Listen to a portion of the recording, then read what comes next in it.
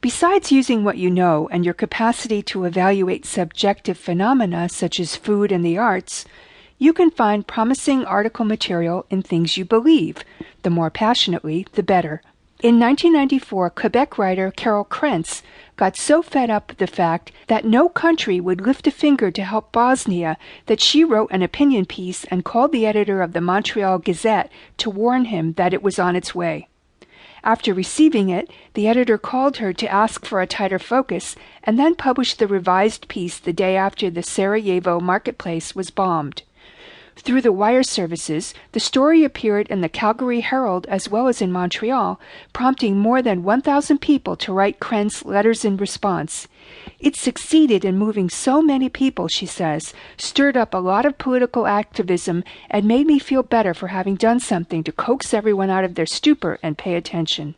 I don't want to give the impression that world events serve as the preponderant theme for opinion pieces, though, because you can equally build these pieces around everyday issues, such as colleagues at a dinner of 4 who order more drinks than everyone else, and then suggest splitting the check 4 ways. Californian Marie Faust Evatt had published just 3 essays with the San Jose Mercury News when she sold a piece to Newsweek's prestigious My Turn column about adults glorifying summer vacation and implying to kids that school was best when it was finished for the year. You might not think this is an issue one could feel passionately about, but each June, virtually all my relatives, neighbors, and store clerks ask my kids if they are glad school is out for the summer, Evatt says. That year, the first time someone asked my first grader if he were looking forward to summer, I got so steamed that I sent this piece right out to Newsweek. They published it a few weeks later. Different as their topics were, both Krentz and Evatt had one factor working in their favor: timeliness. The Bosnia editorial related to events in the news, while Evatt's piece reached Newsweek just before that year's national summer vacation. If your message isn't intrinsically well-timed, you can increase its appeal for editors by using a so-called news hook or news peg, that is, tying it into something people are currently thinking and talking about.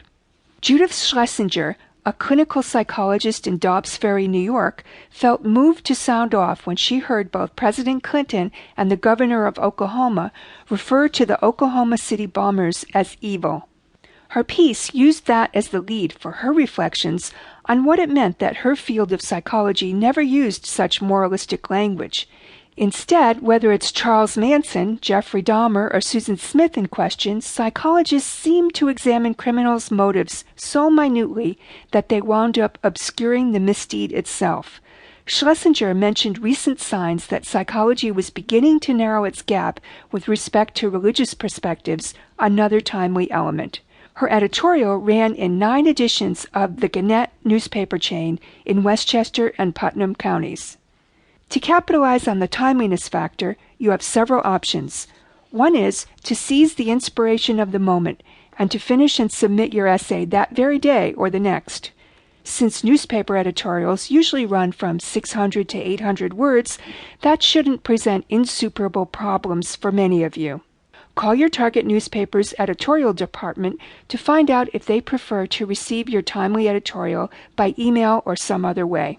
Another is to have much of an editorial written and to wait until current events provide a suitable hook, and then to incorporate what just occurred into your piece's lead and change other sections of it where necessary to fit. For monthly magazines that include an opinion column, keep in mind using a timely hook that readers would be encountering your piece roughly 4 months after you wrote it. Because memories of the details of transitory news events would by then already have faded, make sure any news hook concerns larger, less forgettable events, a terrorist bombing, say, rather than a politician's slip of the tongue. Although you see in Chapter 6 that I recommend on the whole sending editors query letters rather than completed articles, short editorials constitute a major exception. Send in the whole piece, ready to be slipped right in to the publication. In discussions with newspaper editors and other writers, you might hear the expression op-ed piece, short for opposite the editorial page. This term derives from a pioneering innovation of the New York Times in the early 1970s. Until then, editorials usually shared one page.